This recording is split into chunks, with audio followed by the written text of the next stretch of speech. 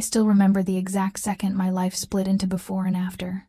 It was 21:45, about 9:45 at night, and I was standing in front of table 14 at Skyline 41 with a folded receipt in my hand, pretending it was just a bill and not a warning that could get me and my little brother killed. My fingers were shaking so hard the ink had bled a little, which felt about right, because everything about that night was already starting to blur at the edges. If you have ever worked in a fancy restaurant, you know the feeling. The lights are soft and flattering, the music is low and expensive, and none of it belongs to you. You just move through it, invisible, refilling water glasses for people who never bother to look up long enough to learn your name. That was my life. My name is Lily Hart, and at the time, I was just a tired waitress trying to keep the rent paid on a one-bedroom walk-up and make sure my 13-year-old brother, Noah, we didn't notice how close we were to drowning. I wasn't brave. I wasn't special. I was just the girl who stayed late to cover extra tables because the power company doesn't care how many double shifts you already worked that week. But that night, the city outside the glass walls of Skyline 41 glittered like it was showing off.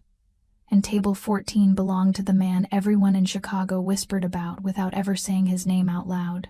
You know the type of man I mean, the one people call connected with a certain tone, the one whose business card no one ever seems to have, but whose shadow stretches over whole neighborhoods.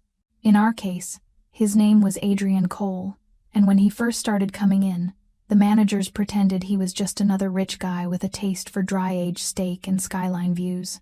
By the time that night rolled around, we all knew better. You didn't talk about him at the front host stand.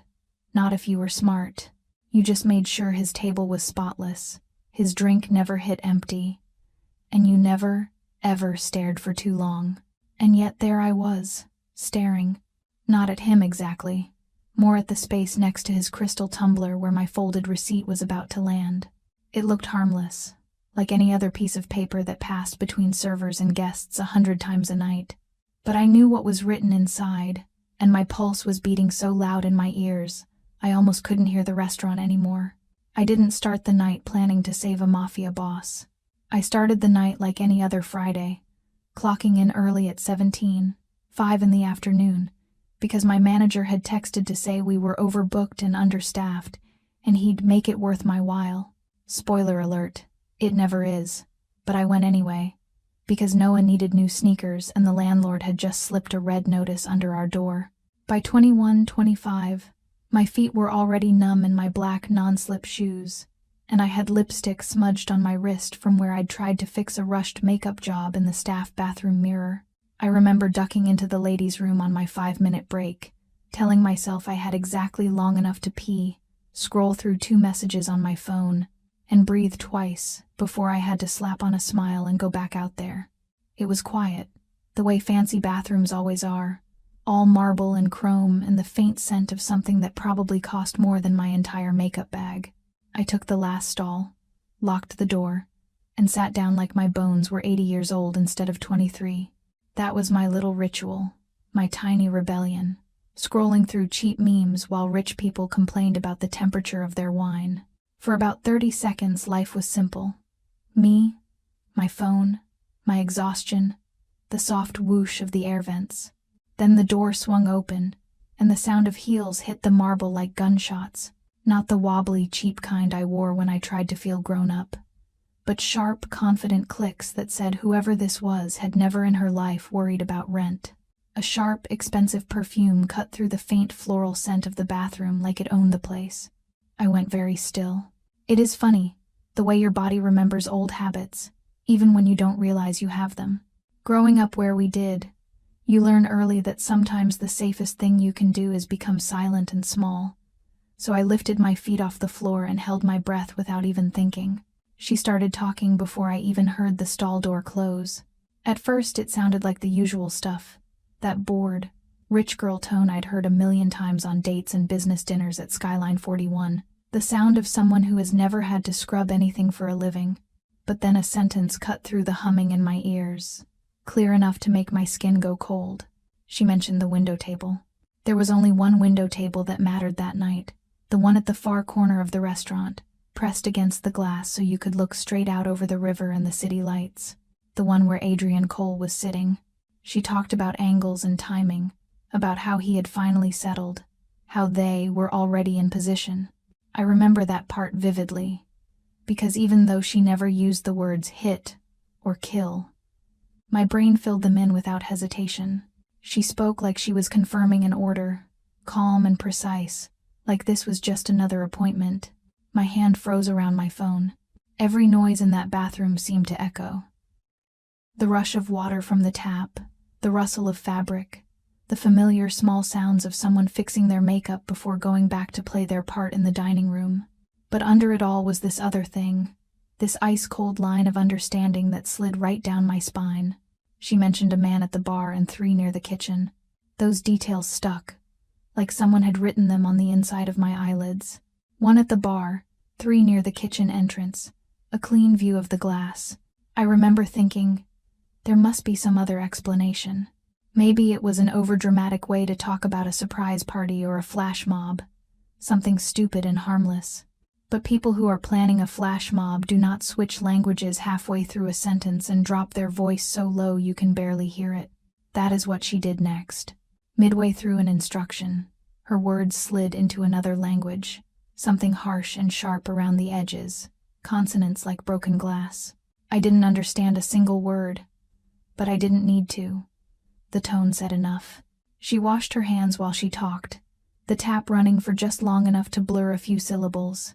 I listened so hard my head hurt, wanting to piece every fragment together, terrified that any movement I made would give me away. Every instinct in me screamed to stay hidden, let it go, pretend I had heard nothing. The bathroom door opened again, and the heels clicked away down the hallway. I stayed in that stall for a full 30 seconds after the silence settled, counting my breaths, waiting for the sound of the outer door opening and closing again. Only when I was absolutely sure she was gone did I unlock the stall and step out. My reflection in the mirror looked like a stranger.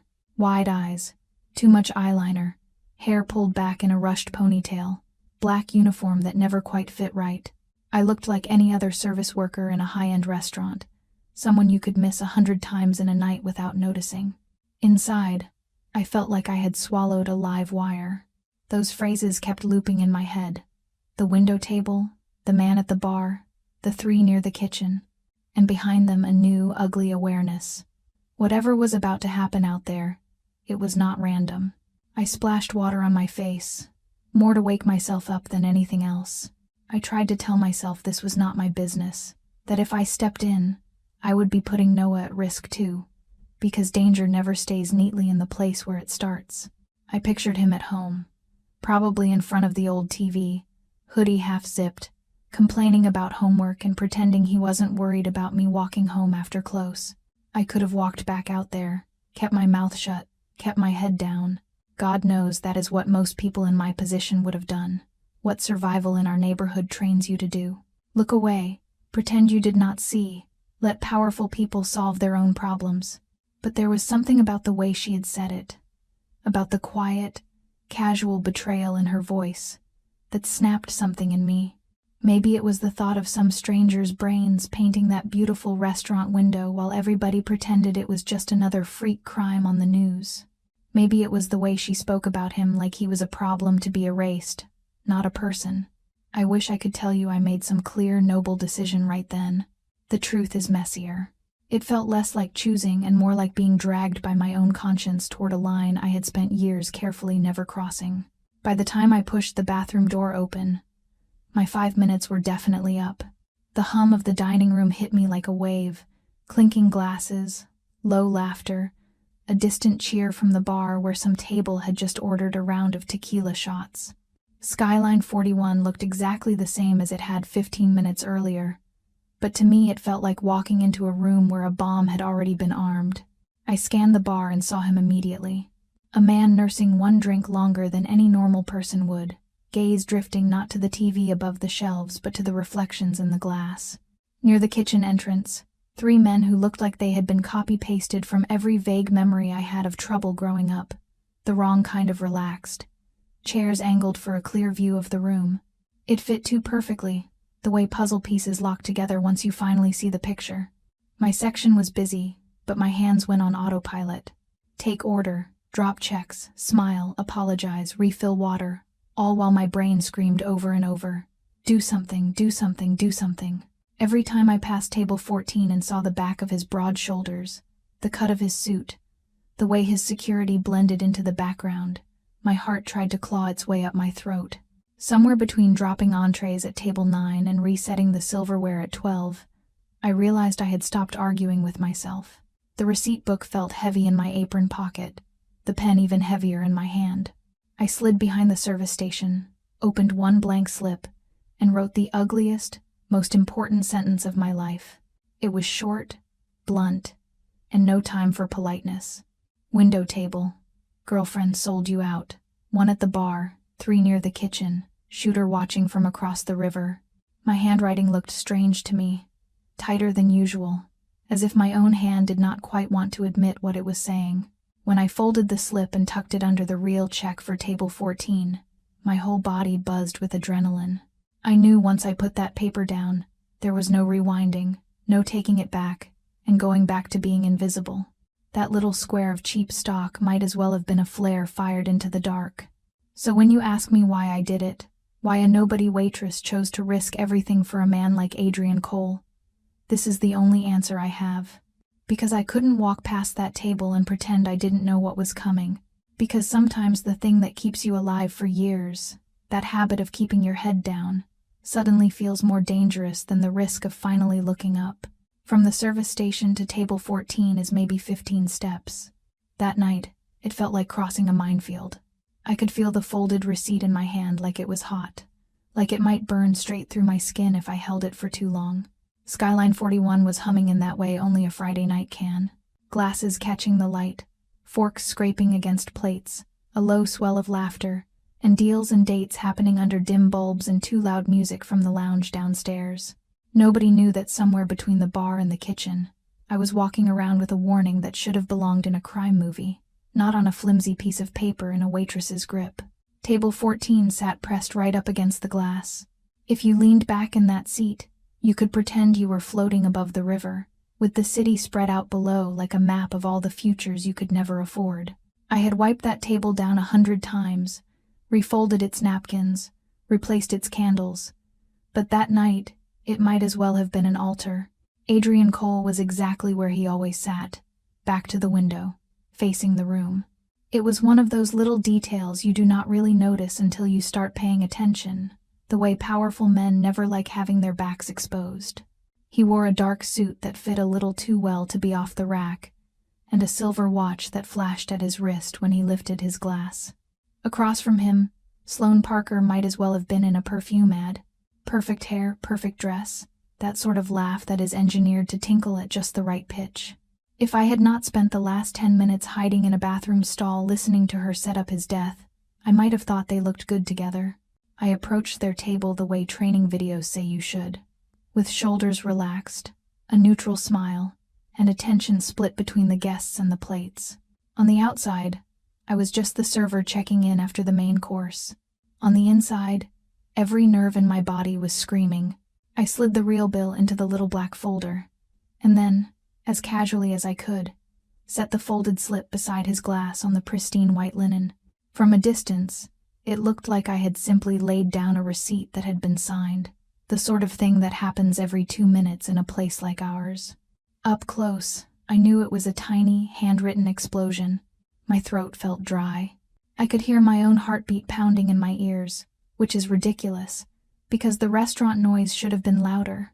The room seemed to pull back for a second, as if everything had tilted around this one stupid, brave, reckless act. I remember focusing on my own voice, on keeping it level, on saying whatever I usually said at this point in the meal. Something about dessert, coffee, and how everything was tasting. I did not care about any of that. I just needed to stall long enough for him to notice the paper. He did not look at me at first. He listened in that half-distracted way people like him always did, nodding at the right beats, hand resting near his glass, eyes traveling across the room like he was counting exits. For a moment, I thought maybe this had been pointless, that the note would get swept away with the plates, never opened, and I would have risked everything for nothing. Then his attention dipped. His fingers brushed the folded slip, almost like it was an accident, the way you might straighten something out of place on a table. He lifted it with 2 fingers and turned it over. I swear the whole restaurant disappeared right then. Someone laughed loudly at a corner table. A busser dropped a fork near the kitchen. The bartender yelled something about last call for some promo cocktail, but all I could see was his eyes scanning my cramped handwriting. His face did not change, not in any obvious way. If you had walked past in that moment, you would have thought he was checking the total, maybe reading some little thank you note from a staff member who hoped for a bigger tip. But I had spent months reading people's moods off tiny shifts in expression, because that was how you survived in a place where a bad night could mean no rent. I saw the way his jaw tightened, just slightly, the way one muscle in his cheek flickered and then went still. He did not whip his head toward the window. He did not leap to his feet or shout or send the table flying the way they always do in movies. Instead, his gaze came up, slow and deliberate, and found mine. Being looked at by him felt like stepping under a spotlight. Not the warm kind either. More like the cold, bright light they use in interrogation rooms on TV. I had seen him before, obviously, bringing plates to the table, clearing glasses, but he had never really looked back. In that second, all the things I knew about him, and all the things I had only heard, collided. Rumors about who he controlled, about shipments coming in at strange hours down at the docks, about club owners who suddenly started paying their debts on time, the way managers at Skyline 41 lowered their voices when his reservation came in and double-checked every single detail around his table. He studied me without hurrying.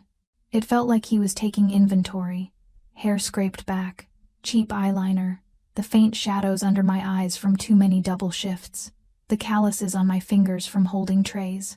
I had the wild thought that he could probably see right through to the grocery list in my head and the overdue bills sitting on our kitchen counter. For one insane moment, panic clawed up my throat, and I wanted to grab the slip back, pretend it had been a mistake, pretend I had not just thrown my entire life across his table. I imagined Noah's face if this all went wrong. Imagined some stranger in a suit standing at our apartment door, asking questions no 13-year-old should ever have to answer. My hands felt numb around the tray I was still holding, and then something shifted in his eyes. Not anger, not fear, something colder and sharper, like a lock clicking into place. If I had to name it now, I would call it calculation.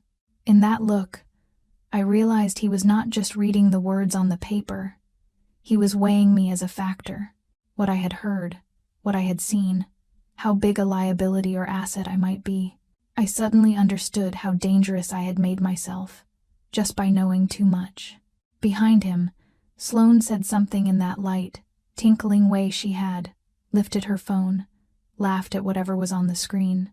I remember the oddness of it, her complete lack of awareness that her whole plan had just been dragged out into the open. She sat there in her perfect dress, living in a reality where people were chess pieces, and she was the one moving them. Adrian's eyes did not leave mine. In my head, I could hear every warning I had ever been given about men like him. Do not get involved. Do not owe them anything. Do not let them owe you either, because either way, you are marked. He did something then that I did not expect. His expression did not soften, but his gaze steadied, like he had made a decision. In that stillness, I could feel the weight of the choice settling over both of us. Later, when I replayed that moment, I would remember tiny details. The condensation ring under his glass, the way the candle flame between us flickered as someone opened the main doors and let a draft in, the faint reflection of the restaurant in the dark window behind him, all those glittering people who thought they were safe. He placed the folded slip back down on the table, face down this time, almost casual. To anyone glancing over, it looked like just another piece of paper in a sea of plates and stemware. But I knew the message had landed. He said something then, something quiet and controlled, something that meant I was not supposed to leave. I will not pretend I remember the exact words, because what stayed with me was not the sentence itself, but the feeling. It was not a request, not really, more like the air around us had shifted, and now walking away was no longer an option. I could have ignored that. I could have smiled, made some excuse about other tables needing me, and stepped back into the safe, crowded chaos of the dining room, but my feet did not move. From the corner of my eye, I saw one of his security team members straighten up slightly near the edge of the room. I had clocked them when the host first set the table. Men who were dressed well enough to blend in, but whose eyes did not match their clothing. No drinks in front of them, no date, no real interest in the menu. Now, almost imperceptibly, they were in motion.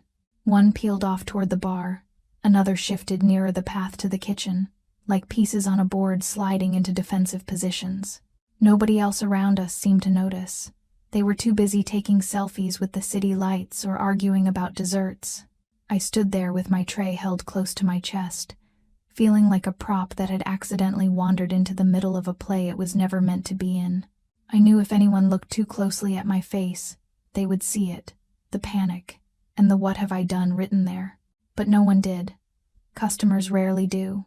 There was a moment, just the briefest one, where time thinned out. Adrian sat calmly at his table, Sloane gleaming beside him, his men drifting into quiet formation. Me planted there like a tree that had grown in the wrong place. The city beyond the glass glittered. All those little lights living their own lives, unaware. And then the universe answered the question I had not quite dared to ask. A tiny flash of light flickered in the dark glass behind him, in exactly the spot my brain had been obsessing over since the bathroom. Not a reflection from inside, but a pinpoint glint from somewhere out in the night, high and fixed and wrong. It was the kind of glint you only see from metal under tension, from glass around a scope, from something pointed exactly where I was standing, exactly where he was sitting. In that heartbeat, with that tiny flash, I understood that the countdown had already hit 0, and the shot was coming. The flash in the window was so small I could have convinced myself I imagined it. A pinprick of light in the ocean of night outside, there and gone in less than a second. If I had not spent the last half hour obsessing over that exact spot, maybe my brain would have filed it under random reflections and moved on. Instead, my body reacted before the rest of me caught up. It was like something deep in my spine made the call, not my mind.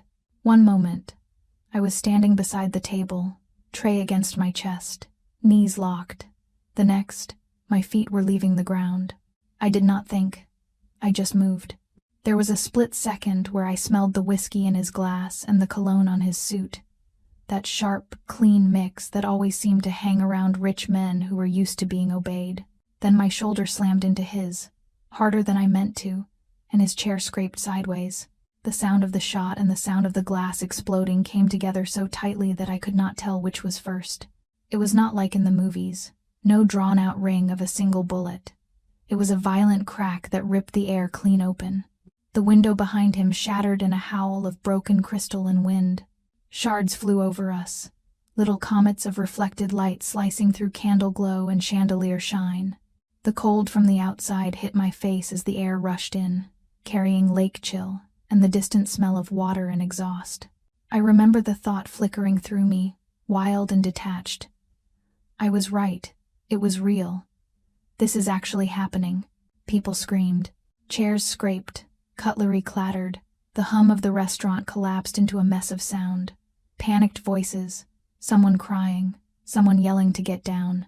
All the usual rules of the dining room evaporated in an instant. Etiquette replaced by raw fear. I did not hit the floor right away. For a half second, my body hovered in that no man's land between balance and gravity. My weight tipped into him. Then the world snapped back, and we went down. His security moved faster than I did. Even as I was still falling, I felt another impact from the other side, the heavy presence of someone bigger and stronger shoving us toward the ground. My tray flew out of my hands, plates and glasses scattering, breaking, the crash of them swallowed up by the chaos. The carpet smelled like expensive cleaner and spilled wine. That is what I remember most in that first blurry moment on the floor. My cheek pressed into the weave, my ears full of noise, and my brain struggling to keep up. A weight pinned me down, solid and purposeful, not crushing but immovable. It took me a beat to realize the weight across my back and shoulder was a body, not a table or fallen chair. My wrist was caught in a grip so tight I could feel my pulse banging against someone's fingers. My first stupid thought was that I was being tackled by some random panicked guest. Then I heard him. Not the words at first, just the tone, that cold, steady cadence I had noticed when he read my note. It came from just above my ear, low and controlled, the one calm thing in the chaos. I understood, only then, that Adrian himself was covering me. Not just some guard, not some random human shield, but the man I had tried to save, pushing me down and using his own body as another barrier between me and the rain of glass and whatever else might be coming through that broken window. It was a strange, disorienting realization, lying there pinned under the weight of the danger and the protection at the same time. Around us, his people were moving with a kind of choreographed efficiency that made my stomach turn. This was not the first time they had dealt with something like this. I could feel that in the way they moved. They shouted instructions I could only half hear, their boots thudding against the carpet as they took positions, drew weapons from places I had not even noticed. Guests were scrambling toward the exits, some crawling, some running bent over, clutching handbags and jackets, and each other. The music had cut off mid-song, leaving only the raw, ugly noise of 100 fears colliding in one room. Someone near the bar was sobbing in that hiccuping way that means their lungs cannot decide whether to breathe or scream. I heard another gunshot then, closer to the ground this time, not through glass but through something solid. A chair toppled nearby, and a body hit the floor hard. Voices rose in a different pitch, the sharp crackle of commands layered over the general panic. The grip on my wrist shifted, not loosening but adjusting, fingers sliding to find the frantic thud under my skin. It was like he was checking if I was still there, still breathing, still real. I kept my face down because there was nowhere else to put it, and because I understood that staying small and invisible was still my best chance at surviving this. Seconds stretched. It could have been 10, could have been 60. Time does strange things when adrenaline is flooding your system. But gradually, the rhythm of the space changed. The screaming thinned out as people were herded toward the doors. The sounds near the bar and kitchen shifted from active threat to aftermath. Groans, curses, the shuffle of bodies being restrained. The wind through the broken window steadied into a constant presence instead of a shock. Only when the worst of the noise had ebbed did the weight on top of me ease. Adrian braced a hand on the floor and pushed himself just enough that I could wiggle my face to the side and suck in a full breath. My heart still felt like it was trying to punch out of my chest. I did not want to look up. Part of me was terrified that if I did, I would see someone lying too still nearby, blood seeping into the carpet.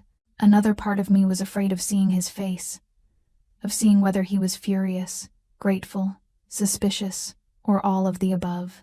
I forced my eyes to move anyway. Through the forest of chair legs and fallen napkins, I caught glimpses of the room. One of the men I had clocked earlier near the bar was on the ground, clutching his shoulder, his gun kicked several feet away, a dark stain spreading through the fabric of his jacket. Another near the kitchen had been taken down, leg twisted at an angle that made me wince even from a distance. They were alive, but neutralized, the kind of injuries that send a very clear message, without turning the floor into a crime scene. It struck me as a very specific choice, the kind someone like Adrian would make without needing to say it out loud. He shifted his hold on me, and his attention dropped back to my face for a moment. I could feel his gaze searching, checking for injuries. Little pieces of glass glittered on the carpet near my nose, and I was suddenly grateful for every cheap, ugly thing about my uniform that had stopped them from cutting into my skin. There was a question hanging between us, thicker than the dust in the air. Why did you do that? I did not have an answer that would satisfy someone whose whole world ran on calculations and risk assessments. Inside my own head, the answer was simple and impossible at the same time. Because I heard what she said. Because I could not stand in that bathroom and listen and then walk past your table pretending I did not know you were about to die. I do not know how long we stayed like that, me pinned under his arm, him half shielding me from a threat that had already spent its bullet. Long enough for the first faint wail of sirens to snake up through the broken window from the street below. Long enough for management to start doing the panicked dance of people who realize this will be a PR nightmare. At some point, he made another decision. You can always tell, with someone like him, when the switch flips and a new plan slides into place. His whole body seemed to sharpen around it. He rose in one controlled movement, pulling me up with him. My legs did not appreciate it. The sudden rush of blood back into them made my knees wobble. His hand on my elbow steadied me, firm but not rough. The restaurant looked like a war zone had just passed through, but a very clean, precise war zone. Broken glass glittered in a wide arc around the shattered window. Napkins lay scattered like fallen flags, and half-drunk glasses bled their contents onto the floor. But the bodies were alive, the worst of the damage contained. His people were already forming a human wall between the chaos and the path to the back of the restaurant. They were not in uniforms, but everything about them screamed structure and training. They moved diners with a mix of authority and urgency, guiding them toward the exits, deflecting questions, and ignoring accusations. My first instinct was to pull away, to say I needed to talk to the police, to tell someone in a badge about the bathroom, the call, the note. That was what you were supposed to do, right? You see something, you say something, you let the system handle it. But even as that thought formed, another one trampled it. I pictured myself sitting in a bright, cold interrogation room, trying to explain how a waitress with no connections and no reason just happened to overhear a murder plot and then happened to stand right next to the intended target when the bullet flew. I imagined the look on Detective Whoever's face, the way they would tilt their head when they asked if I had ever had contact with Adrian Cole's organization before. I also pictured whoever had sent that sniper, whoever had men inside this room, whoever had chosen Sloan as a conduit. Those people would not wait for the official report to come out. They would start looking for the leak the second everything went sideways. They would have seen the note. Or at least, they would have seen enough to know that something or someone tipped him off. And in a room full of rich people and bored staff, the girl who literally threw her body between the bullet and its target was not hard to pick out. All of that flickered through me in the space of a few strides as Adrian steered me toward the back. He did not yank or drag. He simply guided, and the current of his people flowed around us.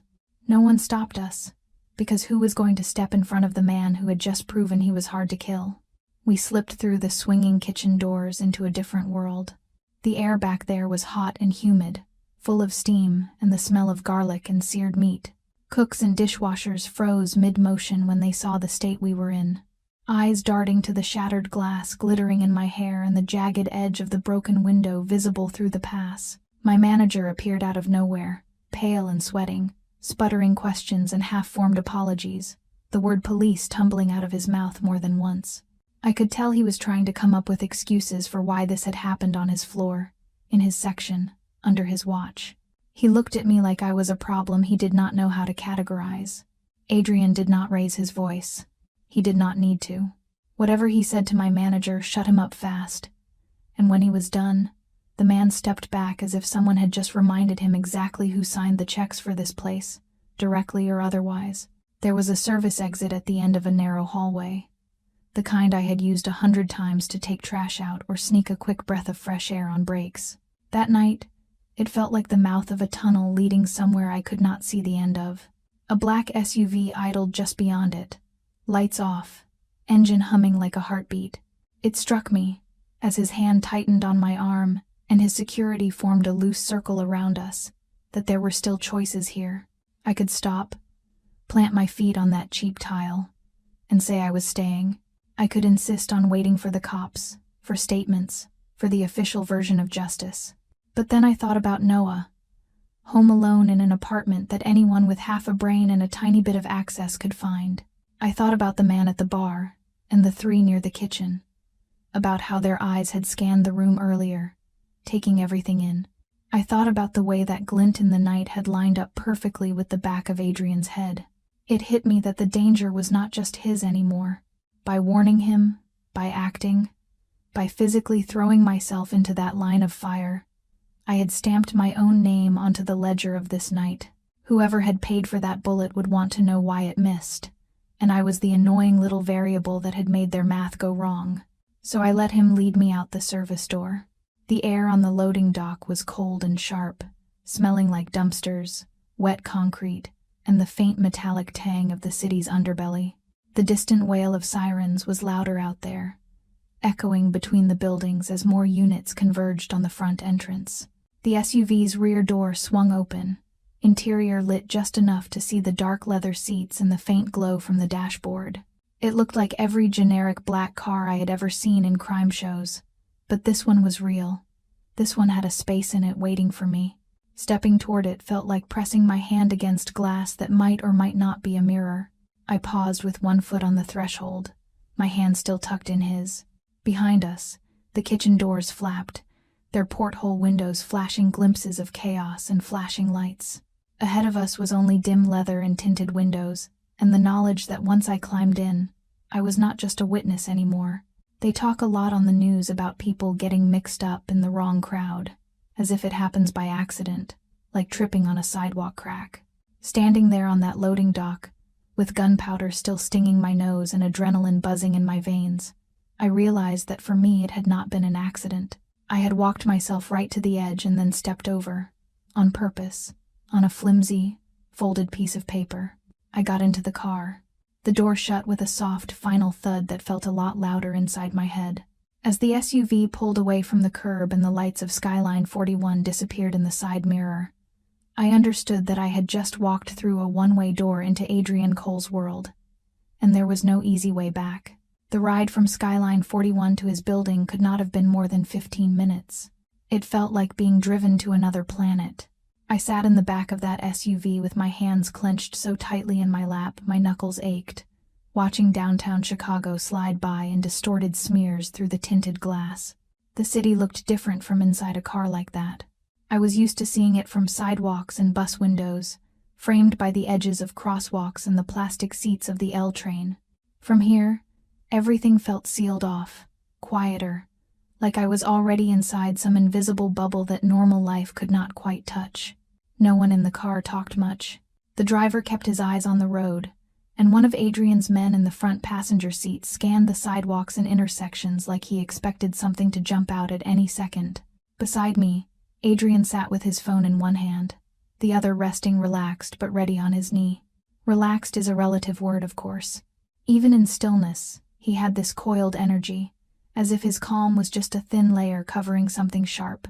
It made me weirdly aware of my own body, of how small I felt on the leather seat, of the way my uniform suddenly seemed to shout, "I do not belong here."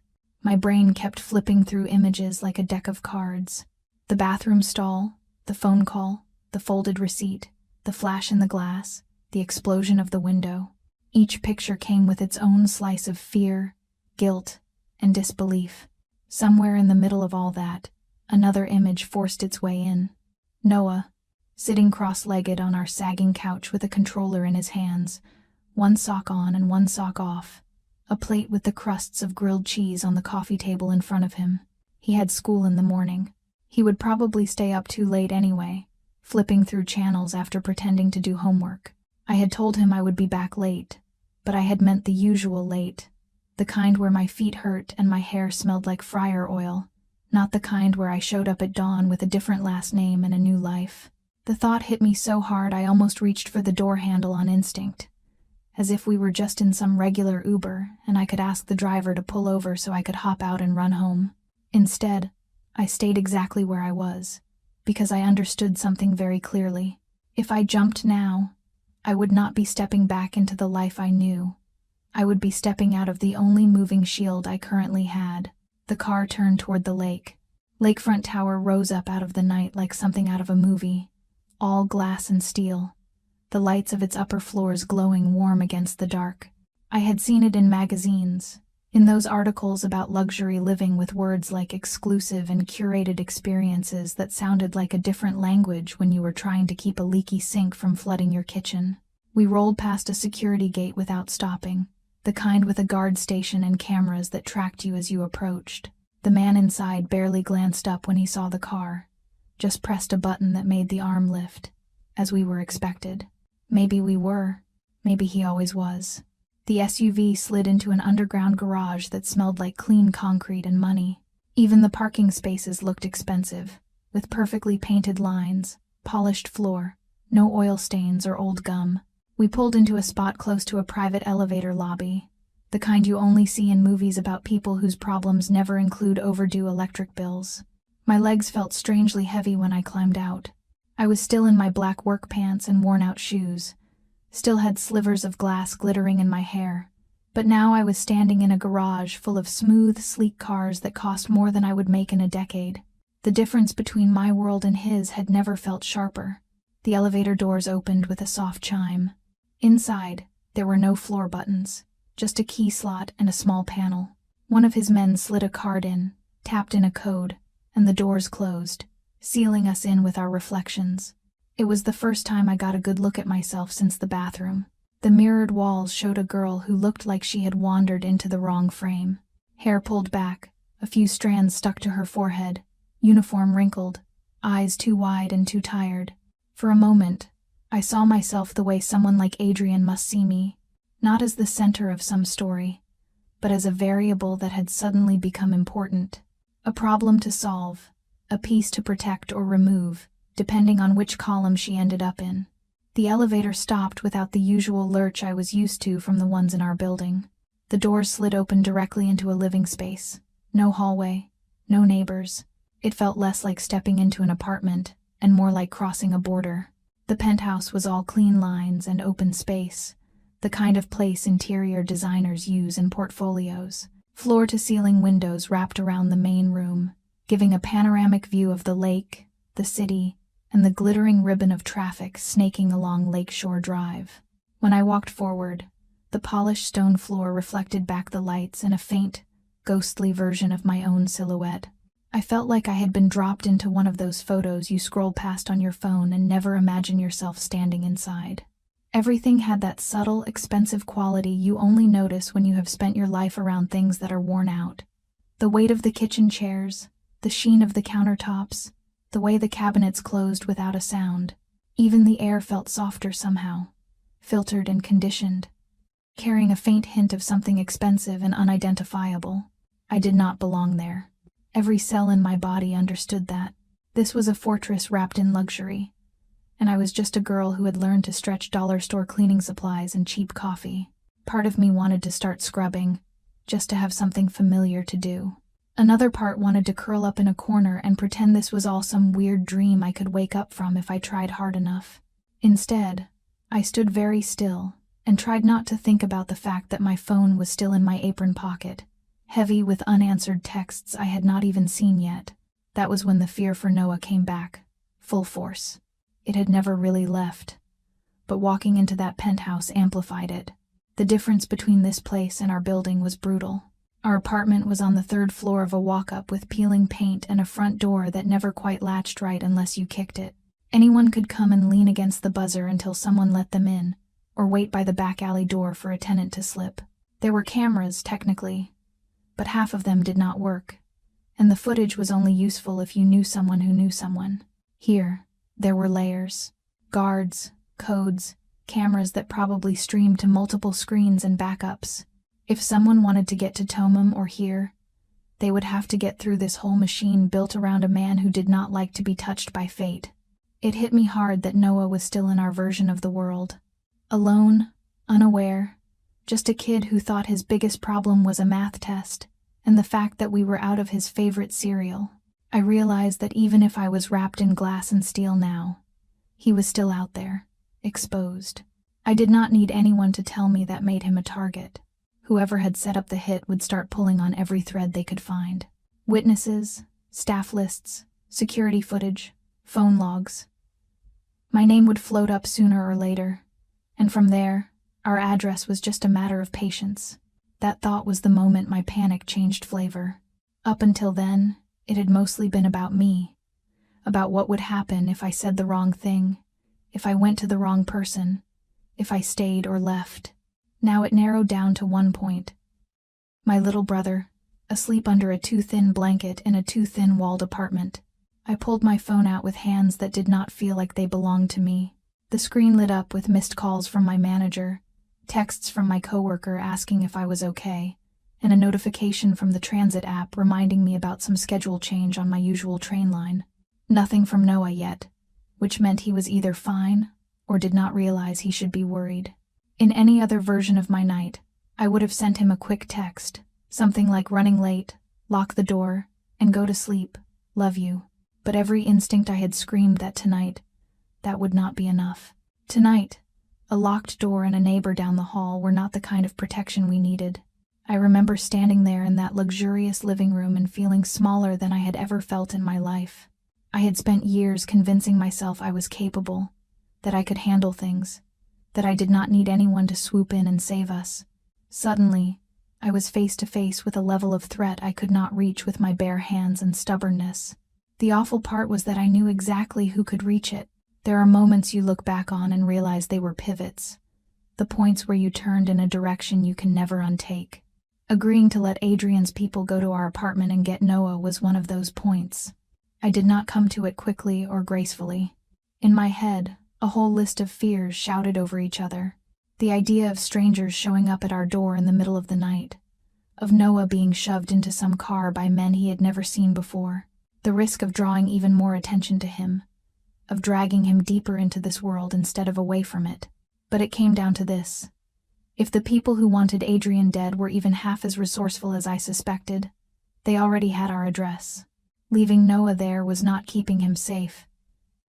It was leaving him undefended. My pride and my preference for handling things on my own did not matter next to that. The decision did not feel heroic. It felt like giving up control, like handing the last piece of my old life to someone else. I hated it. I hated asking for help from a man whose world had already swallowed my night whole. I did it anyway. If there is one thing about being the responsible kid in a broken family, it is that you learn to choose the option that scares you if it also keeps your people alive. Even if it means trusting someone you barely know with the one person you would die for. Time stretched out strangely after that. People moved around me, soft-footed men in dark clothing checking door locks and camera feeds, voices low and efficient. Adrian disappeared into what looked like an office off the main room. Phone pressed to his ear, his posture all sharp angles and command. I wandered a few steps toward the windows. The view made the city look peaceful, almost gentle. A dark sheet scattered with lights. It was disorienting, seeing something so familiar from such a different angle. Down there, people were closing up corner stores, walking dogs, heading home from late shifts. Maybe some waitress was wiping down her last table of the night, stretching her back, and thinking about bills. They had no idea there had been a bullet through a restaurant window not that long ago. No idea their skyline view had been part of a crosshair. I pressed my palm lightly against the glass. It was cool and smooth beneath my skin, solid, reassuring in a way. Behind me, this place had locks and cameras and layers of protection. In front of me, the city sprawled out in all its messy, dangerous beauty. I did not know how much time had passed before I heard the soft chime of the private elevator. My heart jumped into my throat before my brain could remind it that the police would not be coming up that way, at least not without a fight. Footsteps echoed on the stone floor, lighter than the heavy tread of the security team. I turned around just as the door from the elevator alcove opened fully. There he was, hoodie half-zipped, hair sticking up in all directions, sneakers scuffed, eyes narrowed in that suspicious, too-adult way he had picked up way too early. Noah. For a heartbeat, the penthouse, the glass, the lake, all of it blurred. All I saw was my little brother standing in the doorway of a world he had never asked to enter. And I knew, with a clarity that made my chest hurt, that whatever happened from this point on, nothing about our lives was going back to the way it was. Noah's first words when he saw me were not exactly the tearful reunion type. His eyebrows pulled together, and I could see the moment his brain took in the penthouse, the view, the men in dark clothes, and the man standing a few feet behind me. If suspicion had a face, it would have been my little brother in that hoodie, glaring past me like I had dragged him onto a movie set without asking. I moved first. I crossed the room and pulled him into a hug that was more for me than for him. For 4 whole seconds, he let me hold on. Then his arms came up in that stiff way that said he was hugging back, but he was also already demanding answers in his head. Up close, he smelled like the laundry detergent we always bought on sale, and the inside of our old apartment, that mix of ramen, dust, and the neighbors' cooking that seeped through the walls. It hit me like a punch that this kid was my anchor to the life I knew, and I had just tossed that anchor into very deep, dark water. When I let go, he gave me that look, the one that said he knew it too. I could see the questions forming behind his eyes. Why did strangers pick him up in the middle of the night? Why were there floor-to-ceiling windows instead of peeling paint? Why did the man by the kitchen look like someone out of a crime documentary and not like a landlord or a teacher? 13-year-olds are not stupid, especially those who grow up in neighborhoods where they learn how to read danger early. I did what I always did when things got too big and messy. I started to explain and hoped I could smooth the worst of it over. I framed it as an incident at work, as security precautions, and as temporarily staying somewhere safer until things calmed down. I talked about how there had been a dangerous situation, and how I needed him near me while it got sorted. I did not lie about everything, but I did trim the edges. I did not tell him about the bathroom stall, or the glint of the sniper scope, or the way glass sounded when it exploded right behind your back. I did not mention the word Mafia because once you name a monster like that out loud to a kid, you cannot take it back. Noah listened with that unnerving quiet he had stolen straight from our mother. His eyes kept sliding past me to the rest of the room, lingering on the artwork, the kitchen, the men who pretended not to be listening but absolutely were. I could see him adding things up in his head, and I knew he was landing somewhere near the truth, even if he did not have the vocabulary for it. Adrian gave us space, which I appreciated and resented at the same time. He stayed a few feet away, posture loose, presence unmistakable. He did not try to insert himself into the conversation or charm Noah, or soften the edges. He just watched. Like he understood that this was a moment between siblings he had barged into, and was trying not to make it worse. Eventually, Noah stopped asking why, and switched to his usual coping mechanism, which was pretending he was fine. He shrugged, said something about at least this place having decent Wi-Fi, and probably food that was not microwave pizza. It was the kind of joke that sounded light, but I could hear the tremor underneath. I showed him the guest room that would be his for the night. I pointed out the bathroom, the fact that the door actually locked without having to lift it and jiggle the knob just so, and the extra blankets stacked neatly in the closet. He tried to act unimpressed, but I saw the way his eyes widened at the size of the bed and the fact that the window looked out over the whole city. When he finally went to change and pretend to settle in, I stepped back into the main room and felt a wave of exhaustion hit me hard enough that I had to grab the back of a chair. My body was running on fumes and adrenaline, my mind cycling through the events of the night like a messed-up highlight reel. Part of me wanted to collapse right there, on the polished floor, and sleep for a week. Instead, I drifted over to the couch and sank down like my bones had given up. The penthouse had gone quieter, the initial flurry of movement settling into a lower, steadier hum. Men spoke into earpieces, phones chimed softly, and somewhere in another room, I heard the faint clack of keys on a laptop. My phone was still in my hand. I had not really let go of it since I texted Noah an apology for not being home at the time I said I would be, a message he had apparently not seen before. Adrian's people picked him up. Now, finally, I had a second to look down at the screen and see what the world outside this glass bubble had been doing while I was busy dodging bullets. There were missed calls from my manager, a string of increasingly frantic messages from Amy, the other server who usually covered the section next to mine.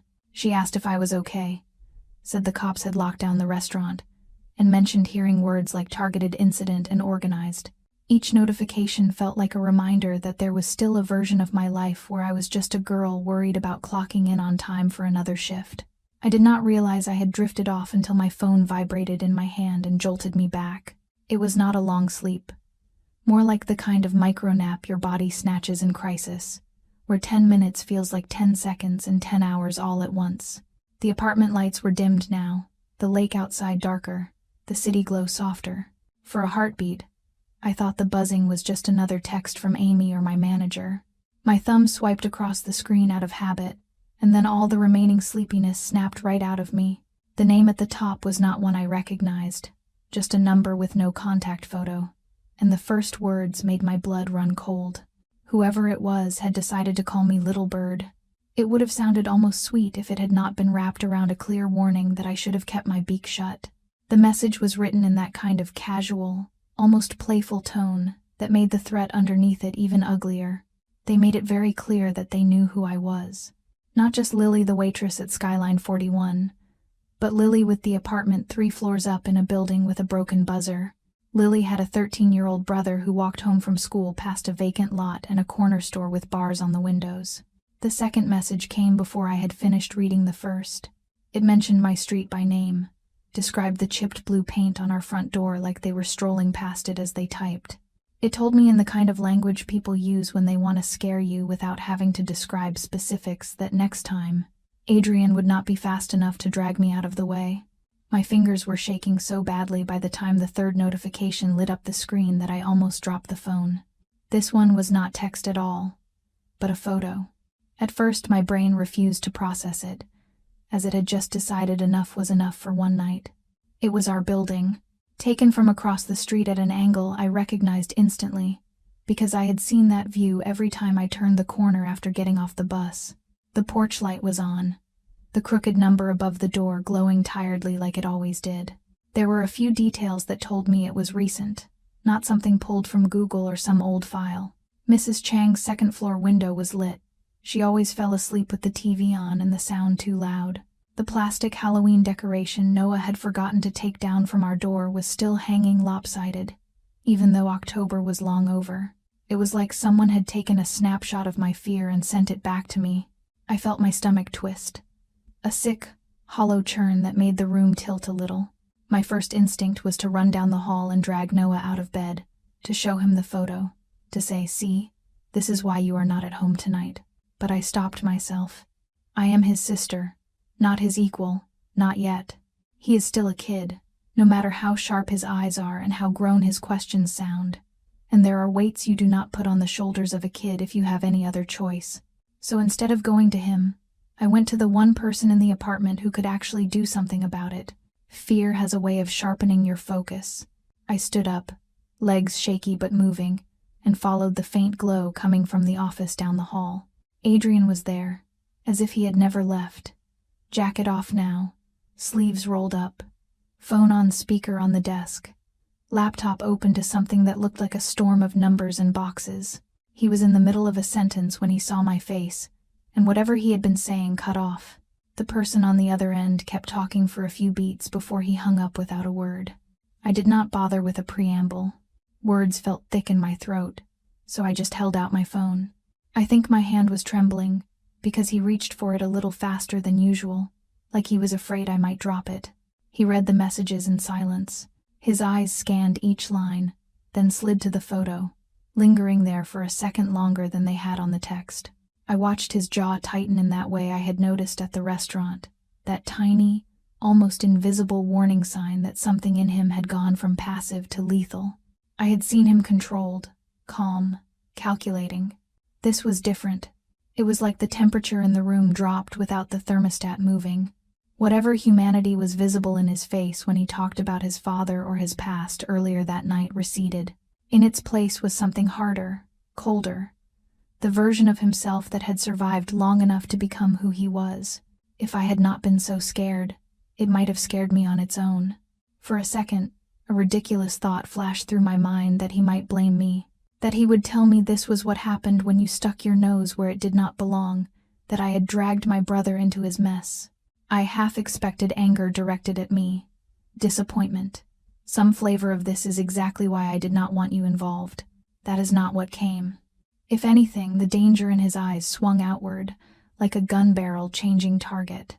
This was not rage at me for being a problem. It was rage at whoever had dared to circle what he had decided to protect. He did not raise his voice. He did not have to. The tone he used carried enough weight to make the air feel denser. He snapped out orders. Not in full sentences I can quote back to you, but in a series of sharp instructions that had names and locations and time frames attached. Within moments, Marco appeared in the doorway, moving with that attentive readiness I had started to associate with him. Adrian handed him my phone, pointed at the numbers, at the photo, at something in his own laptop feed. They spoke in a shorthand that told me this was not the first time they had hunted someone through pixels and signals. He wanted the number traced, the area around my old building pulled up on every camera they had access to, and the last hour of movement within a certain radius reviewed. He treated the messages not just as a threat, but as a mistake, evidence that could be used to pull the sender out into the light. I realized, watching him, That whoever had texted me had done the most dangerous thing you can do with a man like this, made it personal. Standing there barefoot in borrowed sweats, I felt a strange mix of terror and relief. Terror, because the threats were now undeniably real and close, etched into my screen. Relief, because for the first time since that bathroom stall, I was not the only one carrying the knowledge of them. He looked at me again, taking in the way I was hugging my own arms, the way I kept glancing toward the hall where Noah slept. He told me, in that flat, certain way he had, that my brother was safe, that his men were watching every entrance to the building we used to call home, that whoever took that photo had just given them a head start. It was not a promise he made lightly, and I believed him because I had seen what he was willing to do when someone pointed a gun at his head. Something in me loosening did not mean the fear went away. I was still shaking, still on the verge of tears. I did not want to cry in front of him.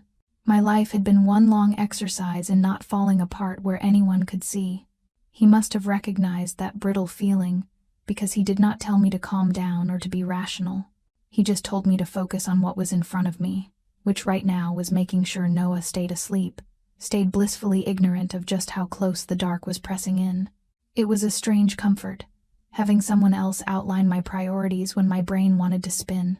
When I walked back down the hall toward the guest rooms, the messages still burned in my mind. Little bird. They had given me a nickname without my consent, a label that felt like a target painted between my shoulder blades. I paused outside Noah's door and listened. I could hear the faint rustle of blankets, the steady breath of a kid who had not seen the photo that had just changed the shape of my night. If he asked me in the morning why he was here, why all of this was happening, I would find a way to tell him the truth without handing him my fear. I leaned my head back against the cool wall and closed my eyes. Somewhere in this glass tower, armed men were rewinding footage, tracing signals, moving pieces around a board I could not see.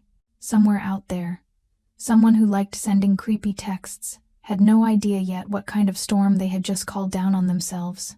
That was when it really sank in. I was no longer just the waitress who had overheard the wrong conversation and made a reckless choice. I had become a piece of leverage, a pressure point, a weak spot in the armor of a man who had very few. To the people who wanted him dead, I was a problem that needed to be removed or exploited. To him, I had just become something else entirely, something he would not allow to be touched without consequence. And that was the most terrifying part, realizing that I was now both the risk and the reason he was about to go to war. I do not know when the apartment finally went quiet. At some point, the low murmur of voices in the office faded, footsteps grew less frequent, and doors stopped opening and closing. Silence in a place that big feels different than silence in a one-bedroom. It settles heavier, like there is more space for it to fill. Sleep was not happening. Every time I closed my eyes, my brain replayed the night on a loop, always lingering a little too long on the photo of our building glowing on my phone screen. I lay there in the guest room, staring at the ceiling, listening to the hum of the ventilation and the faint whoosh of cars far below. The clock on the bedside table glowed 3 in the morning. It is the hour when most of the city is as close to asleep as it ever gets, when delivery trucks prowl empty streets, and insomniacs stare at digital ceilings. For me, it has always been the hour when worries feel the loudest, when the dark stretches longer. I tried all my usual tricks, counting breaths, listing things I was grateful for, making fake grocery lists in my head to trick my brain into thinking about something boring. None of it worked. Adrenaline still had too firm a grip on my nervous system. Eventually, I gave up. There is only so long you can lie perfectly still and pretend rest is just around the corner. I slid out of bed as quietly as I could, bare feet touching the cool floor, and padded toward the hallway. The penthouse was dim, lit mostly by the glow bleeding in from the city through the windows. It cast everything in soft blue and gold, like the whole place was underwater. I could see the outline of furniture, the shape of the kitchen, and the big open space of the living room. I thought for a second that I was alone out there. Then my eyes adjusted, and I saw him. Adrian was sitting in one of the leather chairs facing the glass, a dark shape framed by the sweep of the lake and the muffled city lights. He had not turned on any lamps. The only light near him came from the faint amber of whatever he was drinking, catching when he tilted the glass. He looked like part of the skyline, another solid line in a world made of angles and reflections. He did not startle when I stepped closer. Of course he didn't. Men who live the way he does probably get uncomfortable if something actually manages to surprise them. For a moment, I thought about turning around, going back to bed, leaving him to his insomnia and his secrets. He was still very much a stranger, even after everything we had been through in a single night. But something pulled me forward. The same something that had made me write that note in the first place instead of just pretending I heard nothing. I sank into the chair next to his. The leather felt cold at first, then warmed under my skin. We both stared out at the city for a few seconds, the silence between us not quite comfortable but not hostile either. He looked tired in a way I had not noticed before. Not physically, exactly, though there were faint shadows under his eyes that suggested he did not treat sleep as a regular part of his routine. It was more in the set of his shoulders, the way he held himself. Like someone who had been braced against impact for so long he no longer remembered what real rest felt like. He told me, eventually, that sleep was a luxury in his line of work. Not in a bragging way, not as some macho badge of honor, just as a flat fact. Too many moving pieces, too many enemies, too much to lose if he let his guard down for too long. It is strange, the things you end up talking about at 3 a.m. with someone you barely know. The edges soften, the usual armor people wear in daylight loosens. In that liminal space, between exhaustion and alertness, people sometimes tell the truth by accident. He started with something simple. He talked about growing up in a part of the city that never made it onto postcards, where you learned early to tell the difference between firecrackers and gunshots. He described a walk-up apartment that sounded not so different from the one Noah and I lived in, the smell of cooking drifting through thin walls, neighbors who knew too much about each other's business. His father worked 3 jobs, warehouse shifts, side gigs, whatever he could get to keep lights on and food on the table. The way Adrian described him, I could hear both respect and resentment threaded through the story, like the man had been both a hero and a warning. Then his father borrowed money from the wrong people. It was not a dramatic setup. It was something painfully mundane, like a hospital bill or a run of bad luck at work. He could not pay it back fast enough, and the men who came to discuss the debt did not come to talk. Adrian told me about coming home from school one day to find his father on the floor, breathing but broken, legs twisted, blood on the cheap linoleum, his mother screaming into a phone that no one on the other end seemed to answer quickly enough. He said it clinically, but there was a crack in his voice so small you would miss it if you were not listening for it. He told me about the hospital smell, about the way his father's eyes looked when he realized he would never walk right again, about the anger that settled into him, thick and bitter, at a world where hard work had not been enough to keep his family safe.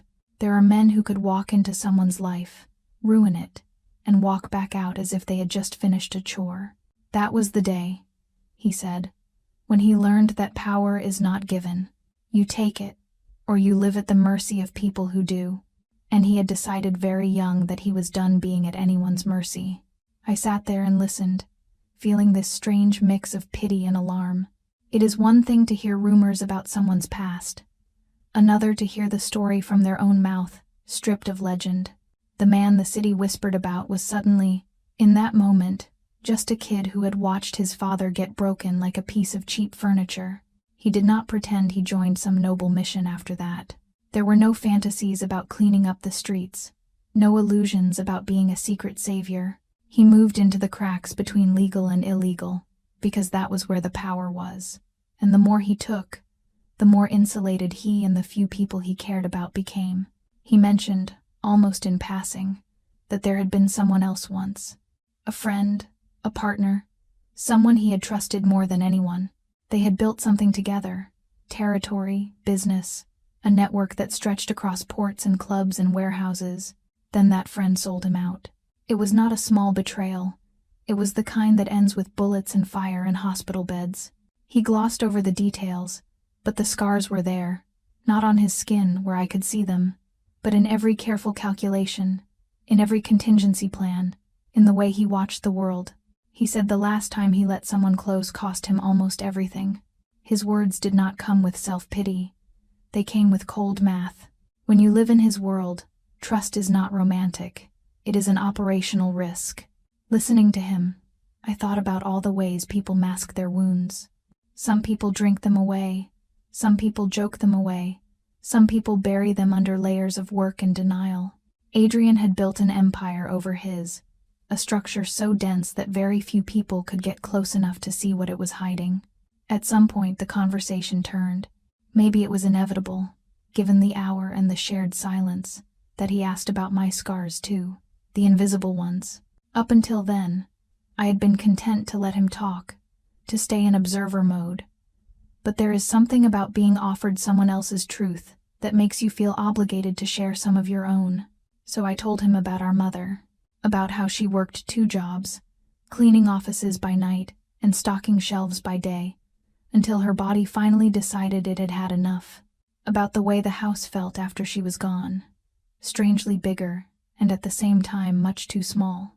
I told him about our father in the vaguest possible way, about how he had opened the fridge one day, seen nothing inside, and decided he preferred a life where he did not have to feel that particular emptiness. About how he left without slamming the door, because slamming it would have felt too much like acknowledging us. I told him about being 16 and realizing there was no backup plan, no distant relative about to sweep in and fix everything. About dropping out of school to work full-time, telling teachers and counselors that it was temporary, that I would get my GED eventually. About learning how to stretch tips and coupons. How to fake normalcy so Noah would not realize just how precarious everything was. Saying it out loud made me feel exposed. These were the things I usually kept neatly folded in the back of my mind, like clothes you do not wear anymore but cannot bring yourself to throw out. Sharing them with a man like him was the emotional equivalent of walking out on a balcony with no railing. He listened. He did not interrupt, did not offer platitudes, did not tell me I was strong or brave or any of the phrases people use when they want to make themselves feel better about your struggle. He just listened, in that intensely focused way that made you feel like every word was being logged and filed somewhere important. When I finished, the room felt different. Not lighter exactly, but less brittle. We sat there, 2 people from very different corners of the same city, both shaped by debts we did not incur and violence we did not choose. There was a strange kind of understanding in that shared space. Not forgiveness for who he was, not approval, but recognition.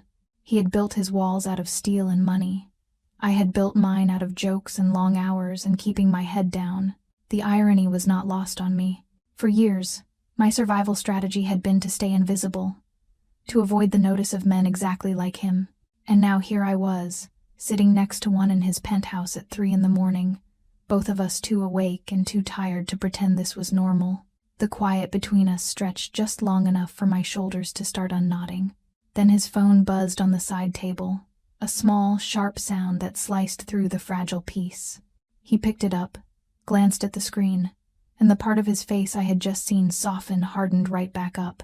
Whatever message he read brought us slamming back into the present. The focus snapped into his eyes again, that cold, assessing look that meant someone somewhere had made a move. He typed something back quickly, fingers moving with the ease of someone who is always half in a conversation you cannot hear. He told me, in that clipped way he had when shifting into action mode, that they had traced some of the movement tied to my little blackmail texts. Not just the number, but where the orders had originated, where the money had flowed. The threads led, unsurprisingly, back to a name already burned into that night. Sloane. She had not vanished into shock or remorse. She was holed up in a different kind of luxury, at an upscale hotel across town, making plans of her own. She was not meeting with more gunmen this time. She was meeting with a reporter. If the bullets had failed, she was ready to try another kind of weapon, a story. The idea of her sitting in a plush suite at some place like the Regency Chicago, rehearsing lines about being the terrified girlfriend of a dangerous man, made my stomach twist. She would paint herself as the victim, him as the monster, and if she needed to throw a nameless waitress under the bus to make it more compelling, she would not hesitate. I could already hear the headline in my head. It would not just be his name in that story. It would be mine. The girl who overheard the wrong thing, the one who pushed him out of the way, the civilian caught in the crossfire. In the hands of a hungry reporter, I would become a prop in her redemption arc. In the eyes of law enforcement and rival organizations, I would become something else. A liability, a witness, an accomplice, depending on who was spinning the narrative. Either way, I would be visible in a way I could not control. Adrian stood up, the decision already made. He said they had a location, a time, a room number. She was not just hiding. She was actively trying to reposition herself, and in doing so, she was about to drag me back into the light again. He looked at me then, really looked, like he was measuring whether I was going to break or bend. He told me I could stay, that he would handle it, that I did not need to see the rest of the ugliness tied to the night I had started. He said it like an offer, but also like he was testing me. Part of me wanted to say yes, absolutely, leave me here. Let me pretend for a few hours that my life had not been turned inside out. Let me sit on this couch and watch the lake and try to forget that a woman with red lipstick and a soft laugh had tried to orchestrate a murder between courses. Let me be small again, for just a moment.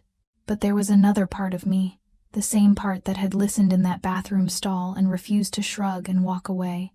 That part wanted to know exactly what I had interrupted, what I had saved, what I was now on the hook for.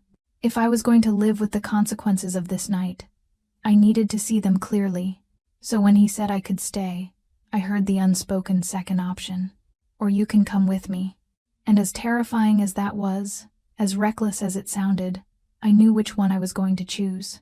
When I told him I was coming, I half expected an argument. Instead, he just watched me for a few seconds, like he was checking whether this was panic talking or something solid. Then he nodded once and shifted into motion. Within minutes, the quiet penthouse snapped back into a low, humming readiness as his people fell into place. It was 3:30 in the morning when we stepped back into the private elevator, the kind of hour when most of the city pretends danger is asleep, even though it never really is. I stood between Adrian and Marco, wearing borrowed jeans and a plain sweatshirt that somehow fit, with my hair pulled into a low knot that still sprinkled tiny shards of glass when I touched it. The SUV ride to the hotel felt different from the one that had brought me to the penthouse. On the way there, I had been in shock, half convinced I would wake up back in the staff bathroom with my 5-minute break already over. Now I knew for certain that I was awake and that this was my life, and that grim clarity made every passing street lamp feel like a checkpoint. We cut across the river and headed toward one of those hotels you only see in glossy magazines or in shots of downtown during big sports broadcasts. The Lakeshore Regency rose up ahead of us, all polished stone and glittering windows, the kind of place that smells like money the moment you walk in. It felt almost ironic, driving toward another glass tower after watching one explode from the inside. Marco briefed Adrian in low tones as we rode the elevator up from the underground parking. Room number, cameras they had already hijacked. The fact that Sloan had ordered champagne to the suite just after 2:45 in the morning. He mentioned another presence, too. A man they had identified from previous surveillance as someone tied to an Eastern European outfit that had been sniffing around the docks for the last year. Hearing that confirmed what my gut already knew. The bullet at Skyline 41 had not been some personal melodrama between Sloan and Adrian. It was business. Territory, ports, money. The kind of things that get people killed all the time quietly. The elevator that took us up to the top floor was not public. We moved through a side corridor, past a concierge station where the man on duty suddenly became very attentive to his computer screen, and stepped into a lift that needed both a key card and a code. The mirrored walls caught our reflections again, but this time my face looked less like a stranger and more like someone who had been dragged into the plot and was trying to keep her footing. My heart started to hammer harder the moment the doors opened onto the top floor. Hotel hallways at that hour have a special kind of quiet, padded, and expectant. The carpet swallowed our footsteps as we approached the double doors of the presidential suite. Adrian moved as if he belonged there. There was no hesitation in his stride, no glance back to check if I had changed my mind. His world is about momentum. Once he commits to a direction, he does not second-guess it in front of anyone. Marco slipped a device from his pocket, something small and black that he pressed against the electronic lock. There was a soft click. The light on the panel flickered, and then the handle turned under his hand like it had been waiting for us. We walked in without knocking. The suite was all cream and gold and unnecessary space, the kind of room designed to make important people feel even more important. Big windows looked out over the lake. A bar gleamed in one corner, and soft jazz played from speakers hidden somewhere in the walls. If you did not know better, you would think it was a scene set for a romantic getaway, not a post-assassination debrief. Sloane stood near the bar, glass of champagne in hand, bare feet on the plush carpet, silk robe tied loosely over something that probably cost more than my rent. For a second, she did not see us. She was too busy practicing a look in the mirrored backsplash behind the bottles, that perfect mix of wounded and brave she had always been good at. When her eyes finally landed on us in the reflection, I watched the color drain from her face. There were two men in the main room. One of them leaned against the back of the sofa. Dark suit, salt and pepper hair, eyes like polished stones that had seen too many negotiations. The other was younger, built with the solid heaviness of someone who uses his body as a tool, standing just close enough to the older man to be a barrier if needed. I did not need an introduction to understand who they were. Power sits in a room in a specific way, and these two carried it like a shared coat. This had to be the head of the syndicate and his right hand, the ones who had thrown their lot in with Sloane when she decided she was done sharing her life with a man like Adrian. For a moment, I stood just behind Adrian's shoulder, listening. There were no raised voices, no dramatic accusations. Instead, it felt like walking into the middle of a negotiation that had just gone sideways. Sloane tried to slide into whatever version of the story she had prepared for the reporter. She talked about fear, about feeling trapped, about wanting out. She framed the hit at Skyline 41 as a necessary evil, a clean break, a quick ending she had been assured would be painless and precise. She said she had been promised control. She had convinced herself that if she delivered Adrian, the men now standing across from us would let her keep the rest of her life. She would trade one kind of danger for another, and come out, if not clean, then at least alive and detached. Listening to her, I felt my jaw tighten. It was not that I thought Adrian was innocent, or that he did not bring certain risks into the lives of people around him. It was the chill in her voice when she talked about it, the way she minimized what it meant to hand a person over to people whose job it was to erase problems. She thought she had moved from one side of the board to another, but she was still a piece. That realization flickered across her face as Adrian laid out what he knew, connecting the dots from the bathroom call to the men in the restaurant to the money trail Marco had dug up. This was not a jealous lover bursting in. This was a man who had done his homework. The older man, the syndicate leader, watched all of this with a kind of detached curiosity. He did not apologize for the bullet. He framed it as business, a necessary attempt to redraw lines on the map of the city. To him, I was barely a factor, an unexpected variable who had thrown off the equation, but still, ultimately, a detail. He made the mistake of addressing me directly at one point, in that smooth, condescending way some older men use when they think they are talking to someone too young and too female to matter. He implied that I must be very brave or very foolish to have interfered, that I had stepped into a game I did not understand. He hinted that accidents happen to people who do not know when to stay quiet. The thing about spending your whole life trying not to rock boats is that sometimes, once you finally stand up, you do not know how to sit back down. I heard my own voice before I had fully decided what I wanted to say. I told him that whatever game they thought they were playing, it involved real people whose lives did not exist just to make their deals cleaner. I did not frame it as a speech. It was more like a confession delivered at the wrong altar. I admitted that I was nobody, that I had no idea how to move in their world without crashing into something. But I also told him that when I heard a woman casually describe the logistics of killing someone she shared a bed with, I could not just walk by and pretend I had not heard it. I said that if that made me stupid, I could live with stupid. What I could not live with was the image of sitting back and watching, of telling myself it was not my problem and then seeing his head explode against that restaurant window. The room went quiet after that in a way you can feel in your teeth. For the first time since we walked in, Adrian's attention shifted fully to me. He had been watching, of course, tracking every move, but now his focus sharpened in a way that made heat creep up the back of my neck. I realized I had said more than I meant to, exposed more than I intended, to a room full of people who could weaponize anything. The syndicate boss smiled, but there was no warmth in it. He called me moral, the way some people say naive.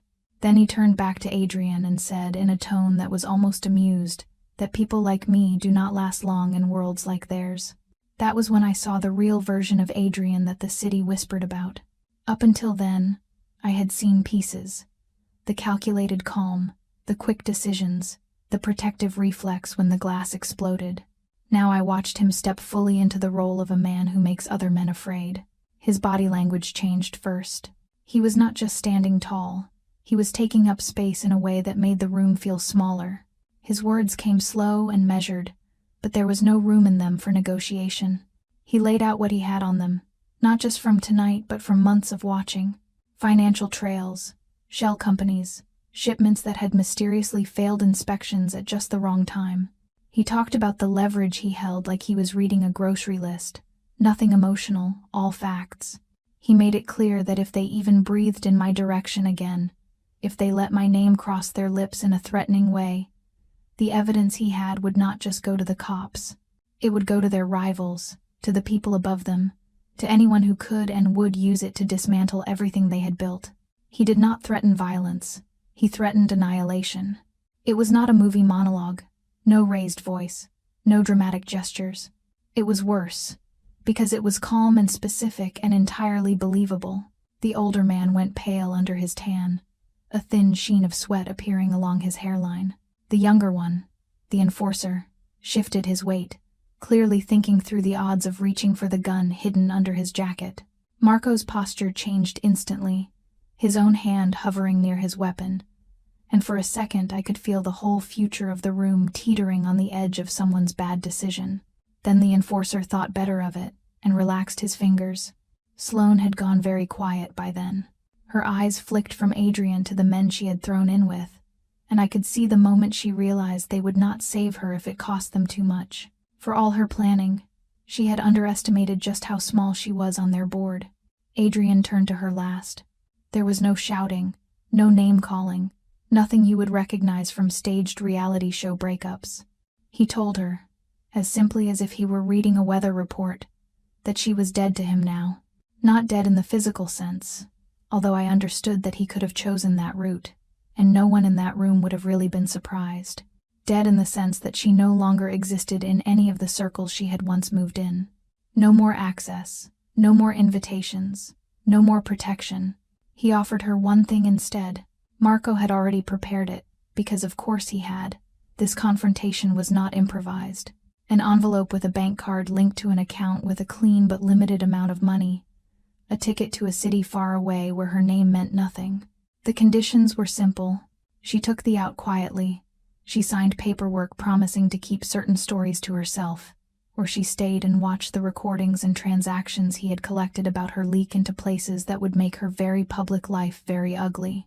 In that moment, for all her beauty and poise, she looked very small, standing there in that hotel suite, watching a woman who had almost gotten him killed wobble on the edge of her choices. I understood something about Adrian I had only guessed at before. He did not just survive his world. He shaped it. And somehow, for reasons I still did not fully understand, he had decided that I was now part of the territory he would not let anyone redraw without a fight. On the ride back, the city outside the SUV windows started to lighten at the edges. Dawn was still a long way off, but the deepest part of the night had passed. Inside the car, the air felt charged, not with the sharp fear of earlier, but with the heavy awareness that nothing about my life would ever be simple again. By the time the sun finally pushed a gray wash of light over the lake, my body was so tired it had moved past exhaustion into something hollow. You would think that after a night like that, sleep would crash over you the second you touched a pillow, but fear has its own kind of caffeine. Instead of resting, my mind kept circling the same questions, and at the center of all of them was the same fact. In a few hours, I had to sit in a room with the police and decide what story I was going to live with. The morning moved fast and slow at the same time. On the surface, everything looked oddly normal. Coffee brewing in the sleek kitchen, eggs on a pan, the news murmuring from a wall-mounted TV like this was any other weekday. Underneath, there was tension in the air, a humming awareness that the next steps carried weight none of us could ignore. Noah came out of his room, rubbing his eyes, hair sticking up in every direction. He took in the sight of Adrian at the stove with a spatula in hand, like some twisted version of a sitcom morning. His expression said he knew this was not normal, but he had decided not to fight the free breakfast. I watched them move around each other, my little brother and the man whose name made grown business owners lower their voices. It was such a bizarre pairing that part of my brain wanted to laugh, but the part that remembered the texts and the photo of our building kept my throat tight. Noah peppered me with questions in that sideways way he had, asking what was going to happen next, whether we were going home, and whether school was still a thing today. I did not know how to answer. Not honestly.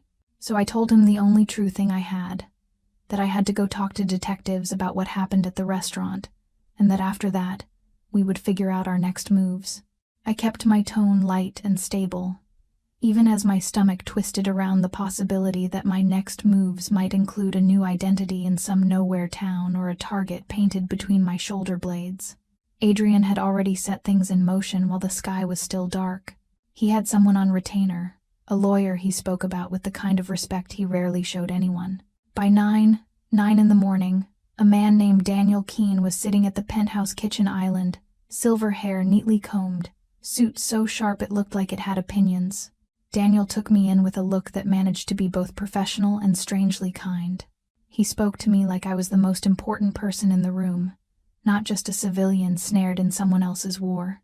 He laid out the basics in calm, measured sentences, my rights, what the police could and could not demand, what to do if fear or guilt made me want to tell them more than was smart.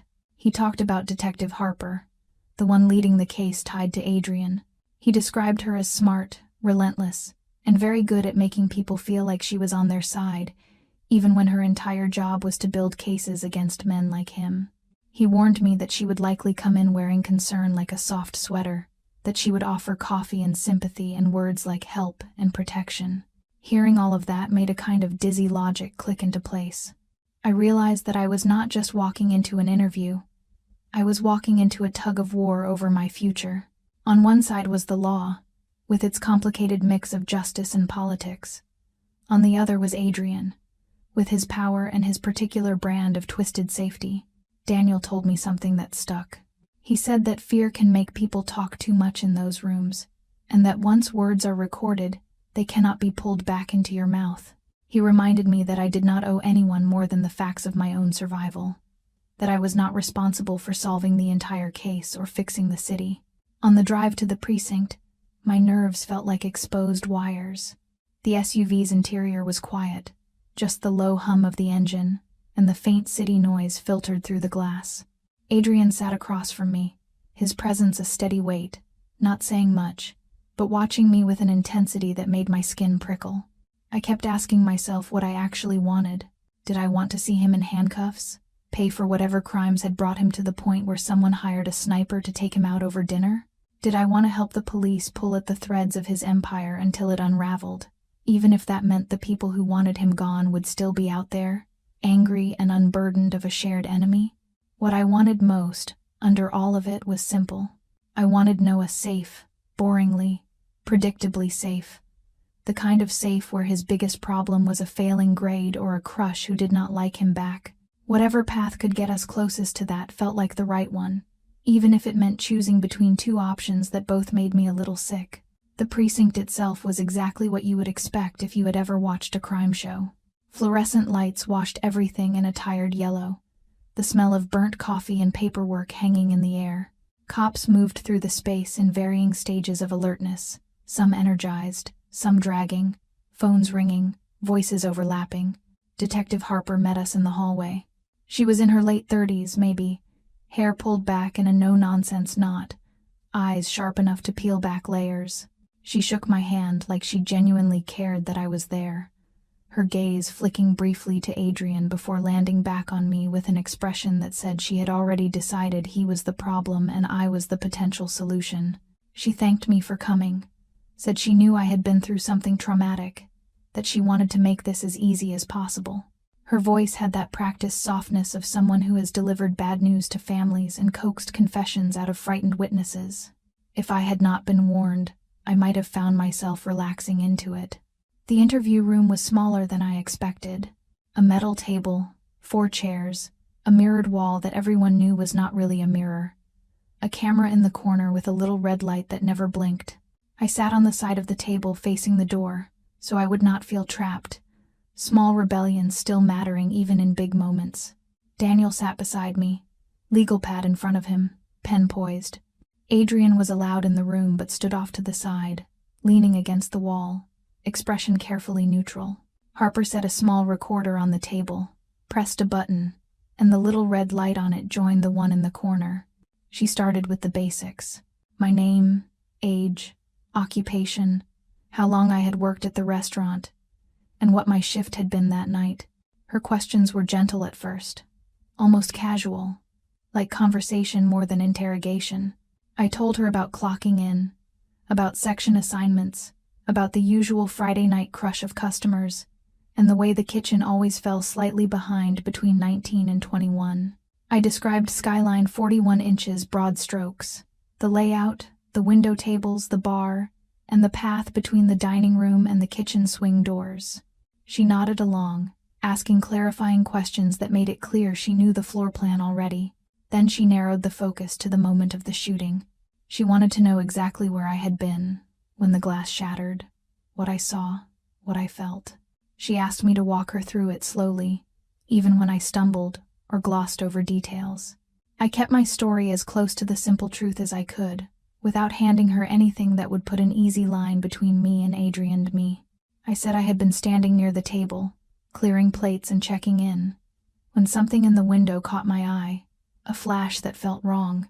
I described a sense of sudden danger, how my body moved before my brain had time to label it, how I had thrown myself sideways without really understanding why until the glass exploded. It was not a lie, but it was not the whole truth either. I did not mention the bathroom stall, the overheard phone call, or the folded note with my bad handwriting on it. I did not talk about counting men near the bar and the kitchen, about matching their positions to the words I had heard from behind a metal door. Harper listened, but I could see the skepticism settle in her eyes. She probed gently, asking if I often reacted to flashes in windows by tackling customers, whether I had military training, and whether anyone had warned me that something might happen that night. Her tone never got sharp, but there was steel under it. She mentioned other witnesses, how some of them had noticed me hovering near Adrian's table more than usual, how a few had seen him say something to me right before the shot. She asked if he had told me anything, if I had seen anyone or anything suspicious before. There was a moment when my throat tried to close. This was the crossroads Daniel had warned me about, the point where fear and guilt and the desire to be seen as honest could push me into saying too much. I felt his hand tap the underside of the table near my knee, a subtle reminder. I said that yes, of course, it looked unusual. Anytime a bullet flies through a window and someone survives by inches, people are going to start rewriting the story in their heads to make sense of it. I told her that my instincts had kicked in, that sometimes those instincts look a lot like luck. She did not buy it, not fully, but she also knew she could not prove otherwise. That is when she shifted tactics. The questions changed from what happened to what came next. She asked where I had gone after the shooting, who had taken me out through the service exit, and who had driven me away. She did not say Adrian abducted me, but the implication hung there, thick and heavy. She framed it as concern, suggesting that maybe I had been coerced or manipulated into staying with him. She talked about the text messages I had received, the threats. Of course they had copies. There is no such thing as a private digital panic when people like this are involved. She said she understood how frightening that must have been, that it made sense for me to seek protection. Then she slid the offer onto the table. Not literally, but through words that dropped between us like a contract. Witness protection, a new name, a different city, assistance in starting over somewhere far away from Chicago, far away from this entire mess. She painted it as a lifeline, a way to step out of the crossfire, to keep Noah safe, to reclaim some semblance of a normal life. She promised they would take the threats seriously, that the system could shield us if I let it. The catch, of course, was implicit. In exchange, She needed more than just my description of shattered glass and instinctive lunges. She wanted what I knew, what I had seen and heard that night, and maybe before. She wanted the note I had written that never made it into any official record. She never said, "Help us bring him down," but that hung under every protective word. If I cooperated fully, if I agreed to testify, if I gave them the narrative thread they needed to tie me to him in a way that would hold up in court, they would wrap me in a new life and call it safety. All I had to do was trade one kind of danger for another.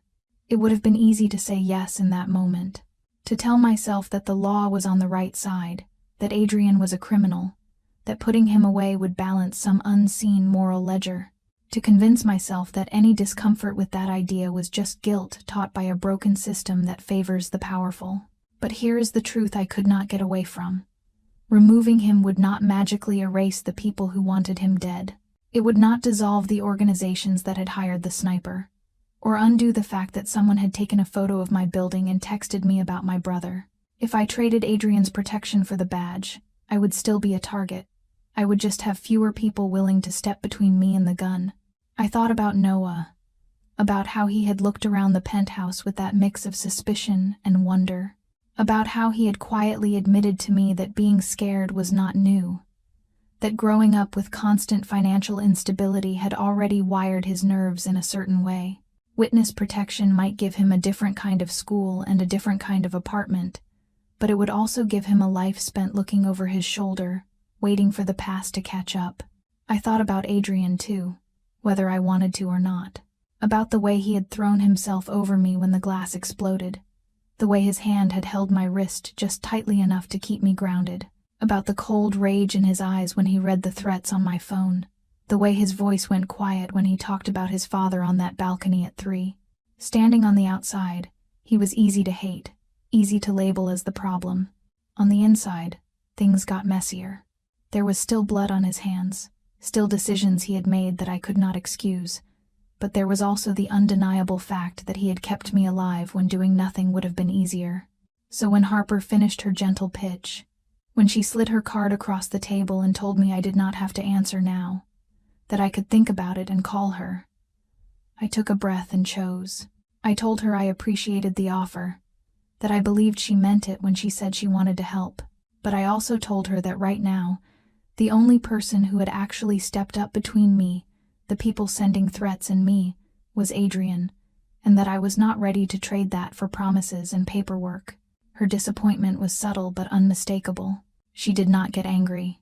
Good detectives rarely do that in front of a recorder.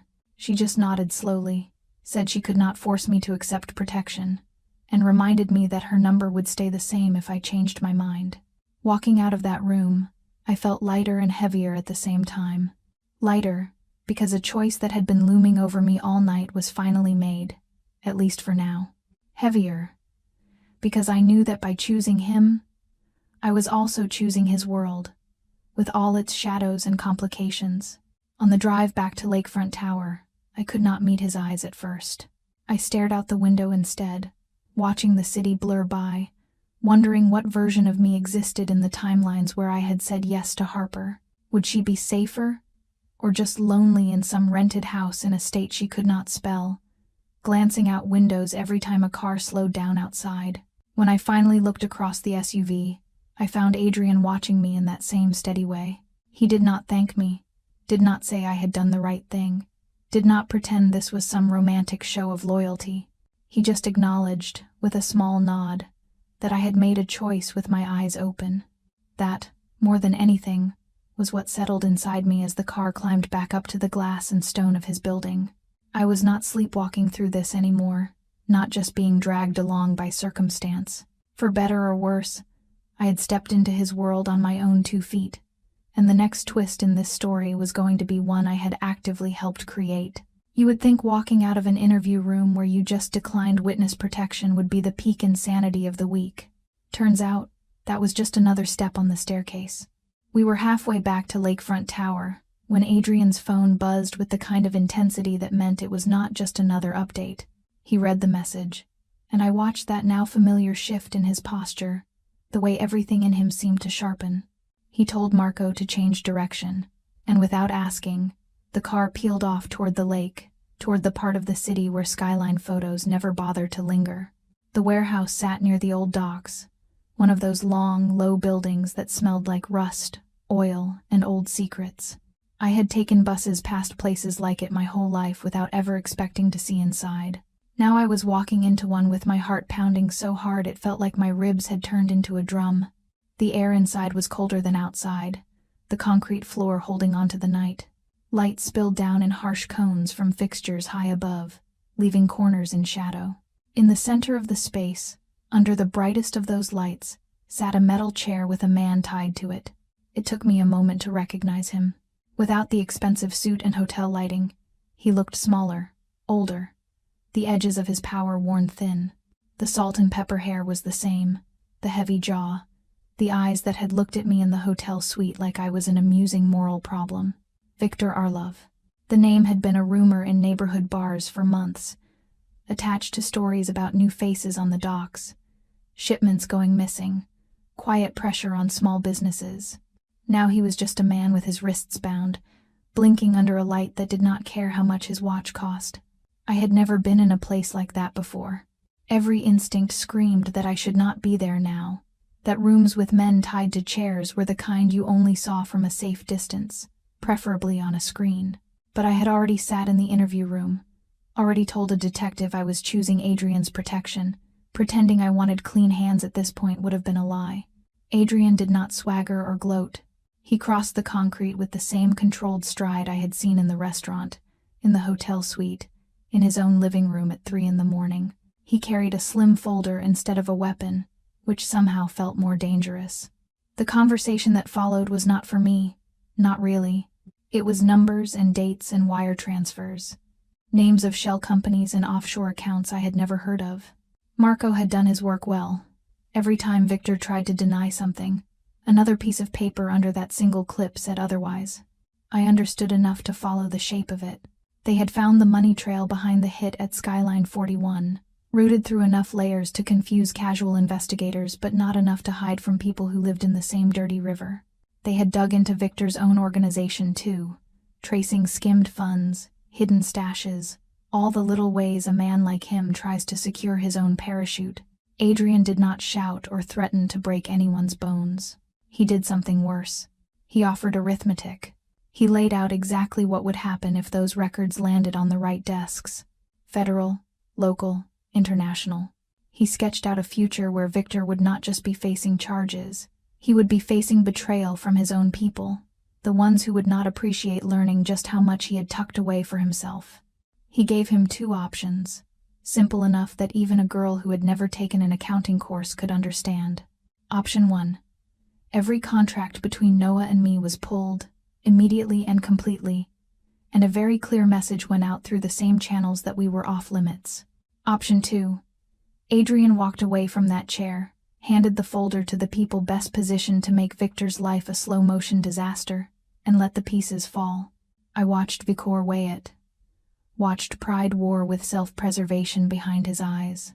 For a second, I thought he might choose stubbornness, that he would cling to the idea of not bowing to a rival even if it meant losing everything. Then I saw the moment that older, deeper instinct kicked in. The one that makes humans grab for survival even when it tastes like humiliation. He agreed. Not gracefully, not politely, but clearly enough that even my untrained ear could hear the shape of surrender. Adrian made him confirm it more than once. Made him say my name, Noah's. Made him acknowledge that any move against us from that network would be treated as if it came from him personally. It should have made me feel safer. Watching the man who had treated my life like a chess move forced to fold his hand. Part of me did feel that, a loosening in my chest, like someone had loosened a too tight strap. Another part was busy trying not to throw up from the realization that I was now the kind of person whose safety depended on deals struck in warehouses. As we walked back toward the car, the cold air biting at my face, I asked Adrian quietly what would happen to Viktor now. He said that was not my concern, which I understood was code for nothing good, even if it did not come from his hand directly. I am not naive enough to believe that men who get tied to chairs in warehouses go on to have peaceful retirements. The strangest part was how, after that, the world did not end. We left the warehouse. The door rolled down behind us. The city carried on. Traffic moved. Coffee shops opened. People in gym clothes jogged past without any idea that somewhere on the docks, a man had just traded his future for my continued breathing. Life, or something like it, resumed. Noah started at a new school the following week, the kind that did not have metal detectors at the entrance, and where the biggest scandal was a senior prank involving biodegradable glitter. I got a new job at a small bookstore in the West Loop, one of those places with crooked shelves and handwritten recommendation cards. Adrian did not try to lock me in the penthouse. He had rules, of course. I texted when I left for work, when I got there, when I headed home, and when I wanted to do something outside the usual routine. At first, it felt suffocating, then weirdly like a safety net I had never had before. Detective Harper called 2 weeks later. I had just finished stacking a new shipment of paperbacks when my phone buzzed with an unknown number that made my stomach flip. Her voice on the other end was steady, a little tired, but not unkind. She told me they had made arrests off the back of the footage from the restaurant and some anonymous tips they were still sorting through. She said certain names I recognized from the warehouse, from news stories, from the whispered gossip of the city. She did not say Victor's name directly, but it did not take a genius to connect the dots. She also told me something I had not been expecting, that the immediate threat against me and Noah was considered neutralized. The combination of internal power struggles in Victor's network and external pressure from law enforcement had shifted the landscape enough that, for now, we had fallen off their priority list. It was a distant kind of safety, but it was something. Then she said the thing that stuck with me the most. She told me I could go back to my life now, if I wanted. That I did not have to keep orbiting around Adrian. That I could step off this particular merry-go-round and try to build something normal again. I hung up and stood outside the bookstore for a long time, watching people move along the sidewalk. Office workers clutching coffee, students with backpacks, a woman juggling a stroller and a conference call. All of them were living lives that had no idea how close mine had come to ending on a restaurant floor. The idea of just leaving had a certain pull. Find a new apartment, one that did not come with keycards and cameras, live on my own schedule again, rebuild some version of the quiet life I had before. No more black SUVs, no more security briefings disguised as casual conversations, no more men with earpieces pretending to be part of the furniture. But then I pictured that before life, honestly. The nights staring at overdue notices, the constant math in my head about which bill could be late without getting something shut off, the knot in my stomach every time Noah walked home alone, the way exhaustion had become a permanent state, not a passing condition. I walked the 20 blocks back to Lakefront Tower instead of taking the train. The city looked different when you knew where both the polished and the rotten parts were. By the time I stepped into the private elevator, my decision had already crystallized, even if I had not yet found the courage to say it out loud. Adrian was on the balcony when I got in, jacket off, sleeves rolled up, wind tugging at his hair as he looked out over the lake. Sometimes he looked like he was counting boats, other times like he was counting enemies. It was hard to tell. That night, he looked simply tired, the kind of tired that sits in your bones. I joined him, leaning my forearms on the railing, watching the water catch the fading light. I told him about Harper's call, about her saying the threat was neutralized, about the implied offer wrapped inside that sentence. I admitted that part of me had thought about leaving, about taking Noah and disappearing into a version of life where the word crew only meant sports teams. I also told him that I was not going to take it. Not in the simple, clean way the detective probably imagined. Leaving and pretending the last weeks had never happened felt more dishonest than staying. But staying did not mean surrender. So I laid out my terms, because if there was one thing this whole mess had taught me, it was that I had been living my life as if I owed everyone everything and myself nothing. This time, if I was going to attach my life to a man like him, it was not going to be as a silent accessory. I told him I wanted to keep my job at the bookstore, that earning my own money was not negotiable. I told him that wherever we lived, whether it was this glass box or somewhere else down the line, I would pay into it, even if my contribution was pennies next to his. I needed to know that if everything went sideways, I still remembered how to stand on my own feet. I told him that every decision about Noah's future had to include me as an equal, not as a grateful bystander. School choices, activities, cities, all of it.